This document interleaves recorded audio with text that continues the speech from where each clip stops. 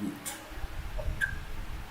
So, you're all welcome to the class this evening, and I believe we're going to get started properly with our classes today. So, I just want to do a few check-up with the YouTube stream so that I'll be sure we are actually getting this recorded on YouTube. So coming, yeah, okay, I've seen it. So good. I believe it's live on YouTube. So let's continue. So basically, we are getting introduced to HTML. So and actually, I will just need to do some theoretical explanation of what HTML is. So let me just bring up my notepad. I understand some of us were not able to install the VirtualBox. Is there anybody in the class now that was not able to install the VirtualBox? Anybody, please indicate. I believe you can hear me, right? Hello?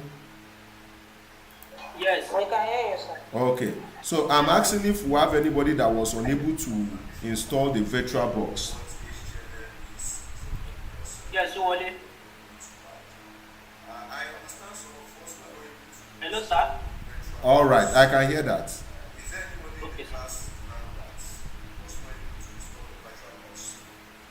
Let me stop my phone so that it will not interrupt us.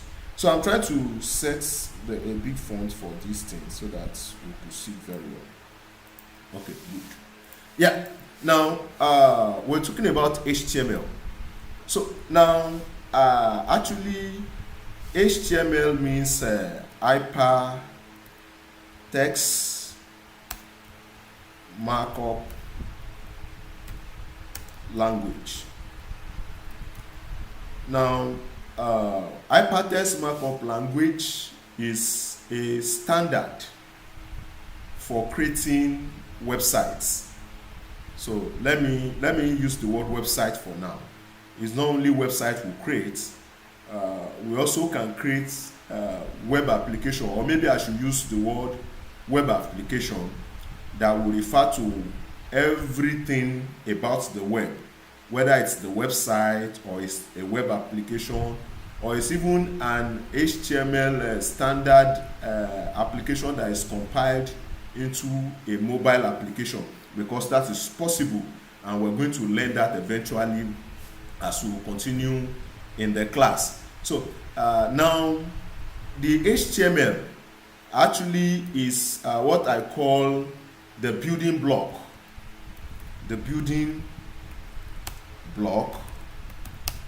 of a web application. Now, in building, when we want to build a house, we have blocks. So the bricklayers will either mold the block or will go to buy the block from those that are molding the block, and then they will dig the foundation, they will set the blocks. We have a plan, a building plan that the bricklayer follows, and then they lay out the building, right? So now when those blocks are set up, that's like when we want to build a web application, it's like building a house. So now the first thing we need to put together in that process, just like building a normal house, is the block. So the block in building the web application in this case is our HTML. And when we put the HTML together, they form the structure for our web page. They form the structure for our web application. They form the structure for our website. So now, but one thing I need to mention to you now is that ordinarily the HTML cannot give us a pleasing website. Okay, let me open a website and show you what I'm trying to talk about. So now let's go to Okay, I wanted to open Amazon before, but let me use Jumia since Jumia is close home. So now let's look at the Jumia website for instance. The Jumia website is a typical example of a web application because it's not just an ordinary website. So I need to explain myself what I meant by that. Now, when we say something is an ordinary website, that means the website is just for informational purpose. Maybe the website of a company. Okay, let me open an example of a website that we can say is just a website. I want to remember. Okay, let me open the website of this particular company, the pfs.biz. I hope I still remember their URL very well.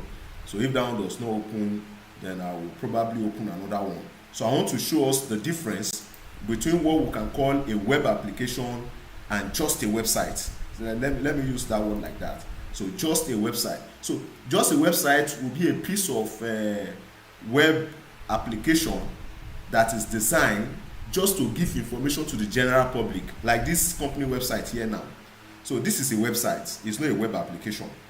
It is just giving information to the public about the company. So it's a website. It's not a web application.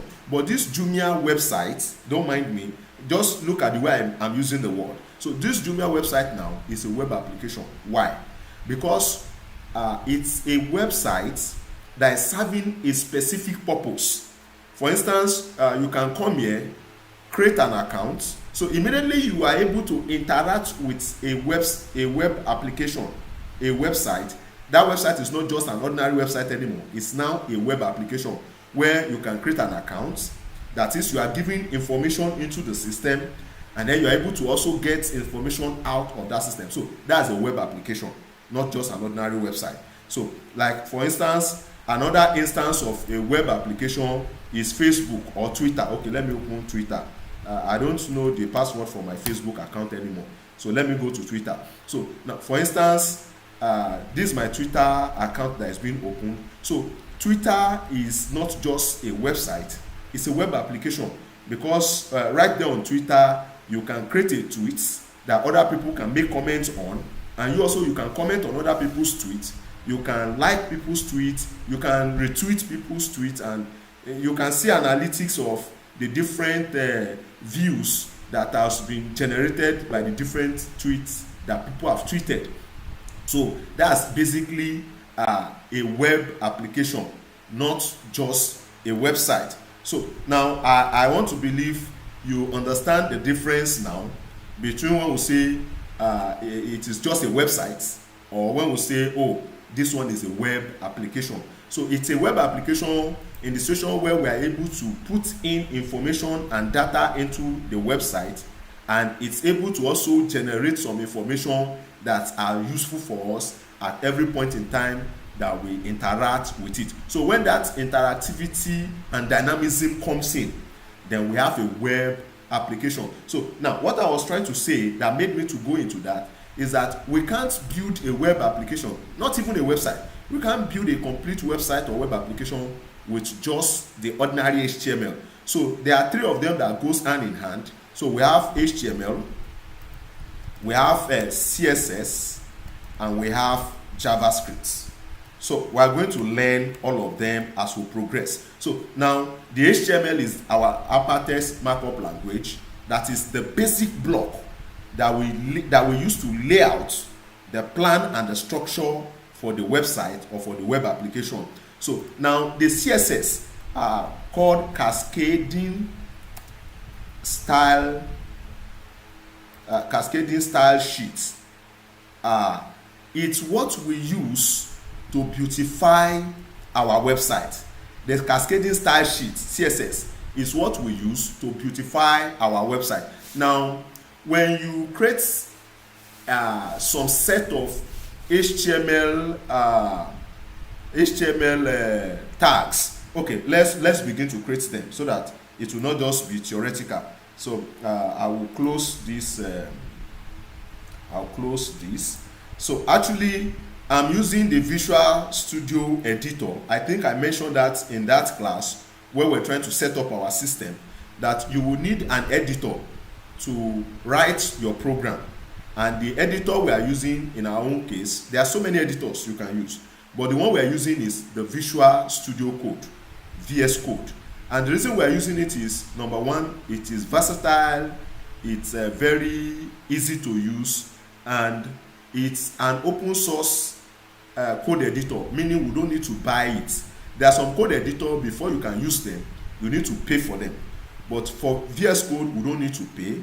And VS Code support a wide range of languages. That is, you can use VS Code to write so many programming language: HTML, JavaScript, CSS, Java, PHP, Python. Mention any programming language at all, C++, mention any programming language, you can write them using Visual Studio Code. So the reason we are using it is because it is versatile, it is free to use, and we can use it to create any programming language. We can use it to create, we can use it to write any programming language of our choice. And another thing is, it is cross-platform. When I say cross-platform, the meaning of that is you can use it on Ubuntu, you can use it on Windows, and if God has blessed you, you are able to buy a Mac OS, you are still a version also you can install on the Mac OS. So now, for a start, usually what I will do is I will go to File and I'll say Open Folder.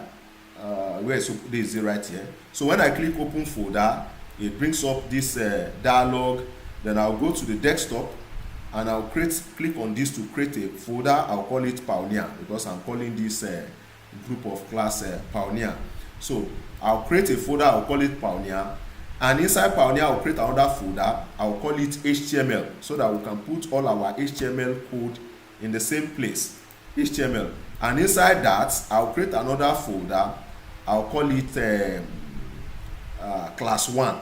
That's the first class on HTML, so class 1. So now when I create this, that's now the folder I'm going to open in our VS Code. Now that I've opened the folder, so now to write our HTML code, we need to create a file. So when I create that file, I'll give it a file name, I'll call it first, then I'll put .html. That is exactly what made it a web page, part of a website or web application. So what we are creating in this instance now is like a web page, and a web page is a part of a website or a web application. So when you have a website usually will consist of so many web pages that are connected together to present different set of information at different points in time. So let's go back again to that company website. So for instance, if you look at this up here, we used to call it navigation bar in a website normally. So now if you look at it, you see that there's a one of them that is written home. I'm trying to expand it so that we can see it very well. Okay, there's one of them that is written home and it has a light blue color. So meaning presently we are on the home page. Now this is a web page in this website. So if you go to About Us, you see that so many other items display under it. We call this pop-up menu. So and in each of these menu we have items that we can click. So let's click board members. So when we click on board members, that is in carry that when we click on it, you notice that the page is loading here. So now it has taken us to another page. This is another web page on that website. So now when you are creating a website with HTML, you create those pages one after the other. So this is an example of a web page you have created now. So now when you want to create a web page, compulsorily you start your HTML with this tag HTML, and because we are using a code editor, you see that it automatically brought up a second part of it that I did not type myself. So another privilege of this code editor is that it will do code completion for you. So now that I type HTML, it brought /HTML by itself, meaning that this code that I just typed now, they exist in pair. I don't know if you get that. You know, like we have shoes in pair. You always have a left leg shoe and a right leg shoe to complete your shoe. Abi? So we call that a pair of shoe. Not a pair of shoes, but a pair of shoe. It's still one shoe, but they have pair. So HTML tag, most HTML tag, not all of them, most HTML tag, they come in pair. So we have the left pair, the left piece and the right piece, both of them together, a pair. So now our HTML, all our HTML code must be inside these two pair. These two pair, they are very compulsory on every web page. So now we have them. Now another tag that is compulsory in our HTML documents, which must be inside the HTML tag itself, is the edge tag. We also have the edge tag. So if I close it, you see that it will bring the closing pair of it. So now the edge tag is very compulsory in our page, and if you look at it, the code editor is automatically putting space as we are typing the code one after the other. We'll call that indentation in programming. So it's not only in HTML we do indentation, so we'll call it indentation. I think if you are familiar with typing Microsoft Word, this word indentation will not be new to you. So we'll call that spacing that we are leaving, like this, all this space here, we'll call them indentation. Now within the head tag of every web page, there are so many things that can come in there, but not all of them are equally important. But one of it that I want to pick up now is the title tag. So we have a title tag. Now you are wondering, how did I get to know all these things? It's because I've learned it before and I've been working with it over time. So as you also learn it, as you are also learning it today, and you start working with it, then you will begin to know them by heart. So now the title tag is where you put the title of your web page. So let's call this one first web page. That will be the title of our web page. First web page. So that will be the title. Now there are so many other things that comes in the head region, but for the purpose of our class today, we will not bother about them. So as we continue learning HTML, we will be seeing other tags that are necessary and needed in the head region. Now outside the head region, but still inside our parent HTML tag, the HTML pair of tag itself, we also have the body tag. Now the body tag also has pair. So you remember I said it's not all of them that comes in pair, but majority of them comes in pair. Now this body section is where we put the content that we want people to see on our web page, like all these wordings and this picture that you have here now. So all of them are written in the body, within the body tag. Now this navigation bar is also part of the body. It's not in the heading. Are you getting it? But if you look at the top of my browser where my mouse is now, you will see that there's a tiny written word there that said board member whatever. So I think, okay, board member Precise Financial System. That is the title of that web page. So if we finish creating our own web page now and we open it up, then you will see, you will understand it better. So now in this place, somebody is trying to join, so let me admit that person. You are welcome. So let's go back. So now in this place, I will just basically type hello world, because that is the very first program that we type in every programming language when we are learning programming. So hello world, that's what I will put in my body tag for now, and then I will save everything that I've created. And may I tell you that as you have created this is a valid web page already. Now let's go and open it. Normally when you want to open a web page, you open it in the browser. Now I'm going to desktop. Remember when I created the folder, the way I went? So I went to desktop, and on desktop I created Pioneer. I created HTML and I created class 1. And inside class 1, I have first HTML. So now, if I double click it, it's going to open in a browser. So let me just double click. You see, by default, it opened in a browser. But I don't want to open it in this browser. I want to open it in another browser. So I'll close it. Then I'll right click on it. And then I will choose open with other applications. And I will select, it opened it originally with Google Chrome, but I want to open it with Firefox. So I'll select Firefox. And then I'll click select. So it's going to open like this. Now, if you look at this up here, we'll call this a browser tab, right? So here you will see first web page, which is the title we wrote here for our web page.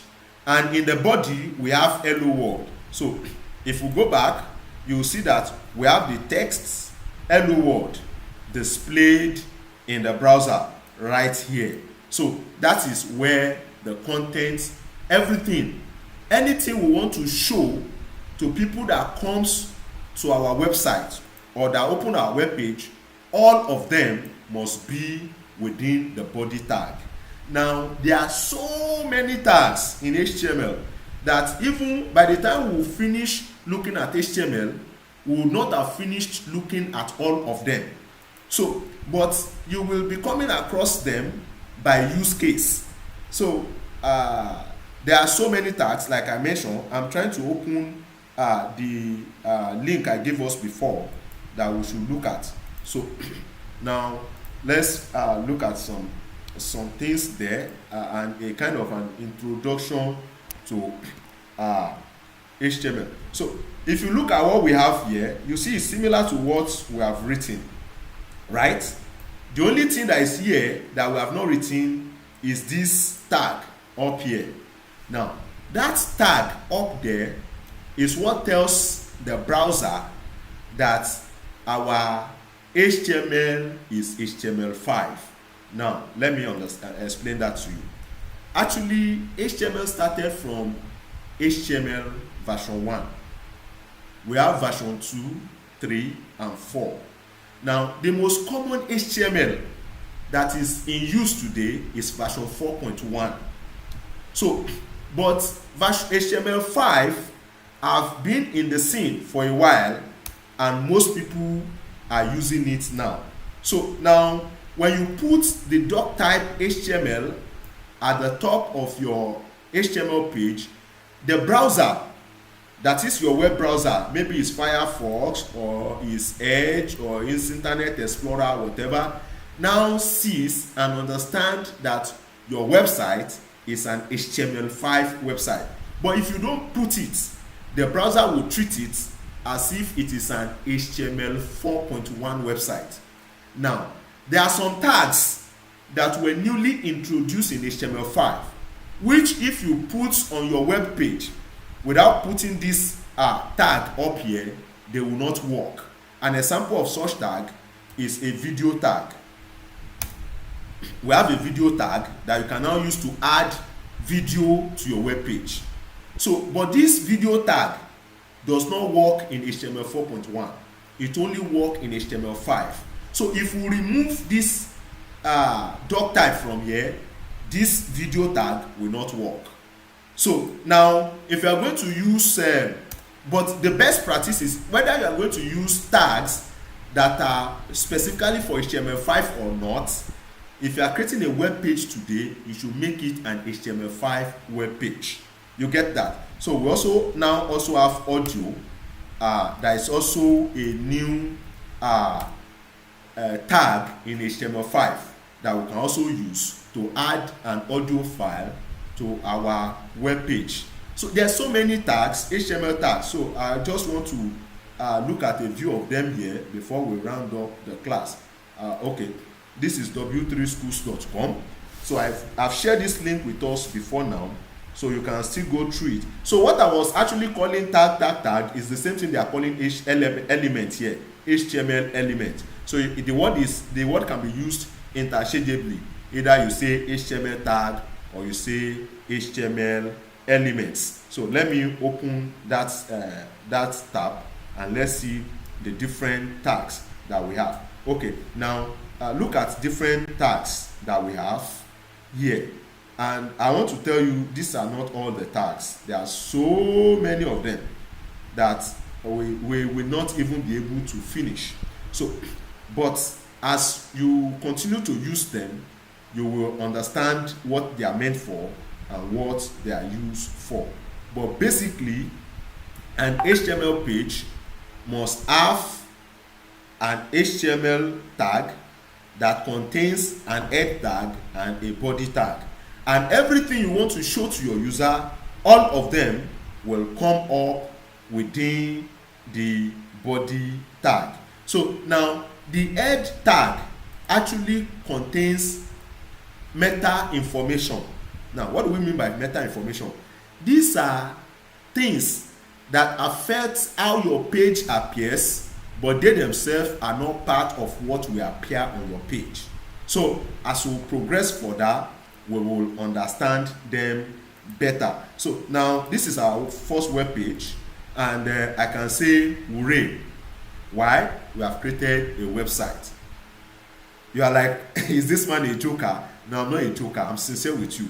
If you could do this, then you already know how to program in HTML, and I can tell you congratulations in advance, because I know what is in this one. By the time we rounded up this class and you go to practice it on your own, you'll be able to create it. Now, there are so many other tags. We have the heading tag, the H1, and the heading tag is actually from H1 to H6. That is, H1 will be the biggest, H2 will follow it, H3, H4, H5, and H6. So H6 will be the smallest heading that you can have. We also have the paragraph tag that we use to indicate a paragraph. So by the time we are having another class on HTML, we will look into more details about these tags. Then you will understand better how to use them. Now let's go to this HTML reference page so that we can see some other tags. We're not going to work with them today. We just want to see them. So you see you see this very first tag up here. We'll use it to show comments. You will understand that in our next class. So usually when you comment a section of your code, it means that section of the code will not appear on the web page. But in your source code, this is your source code, you will see it.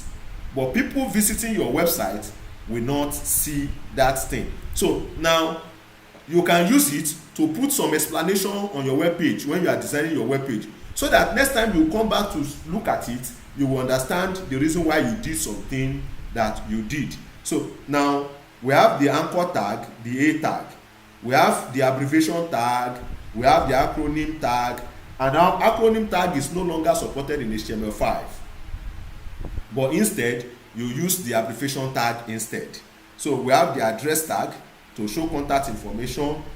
We used to have applet tag, which also is no longer available in HTML5. So you can go to this page after our class to look at the various different tags that are available and see what they are used for, because in our next class we're going to make use of them. So now let me share that tag with you now. So now I'm sharing that tag, that page, so that we can have a look at it eventually. So that we can have a look at it eventually.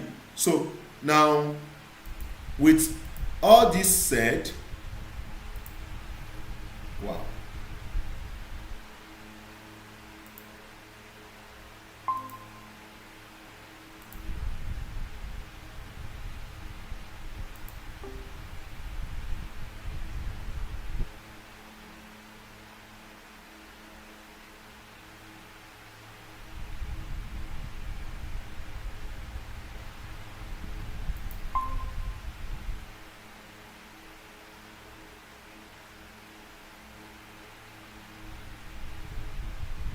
Wow, I didn't know I was having network problem.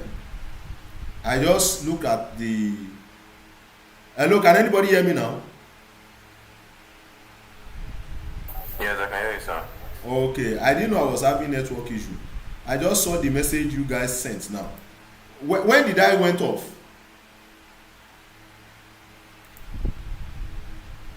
Eh? It's been a while. I can't really state the point, but it's been a Eh. while. Have I finished the creation of the web page and viewing it in the browser before going off? No, I don't think so. Because I can't see your screen. Oh, all along I was not sharing my screen. Yes. Wow, that's serious. Wow. You guys will need to watch that YouTube video then. Kai. And nobody mentioned it.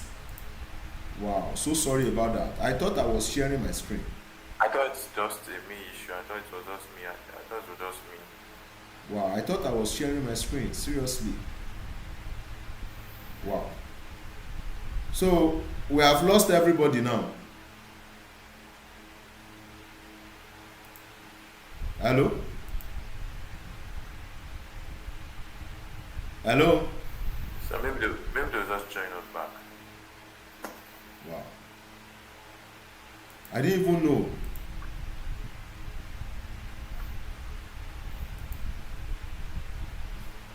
Okay, let me confirm the streaming, whether it contains everything I've taught.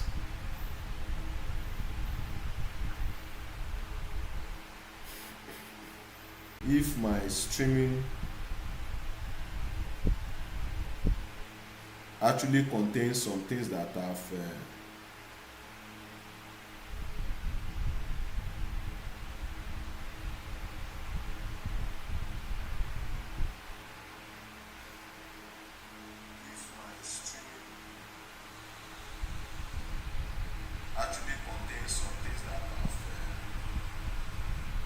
I'm coming in.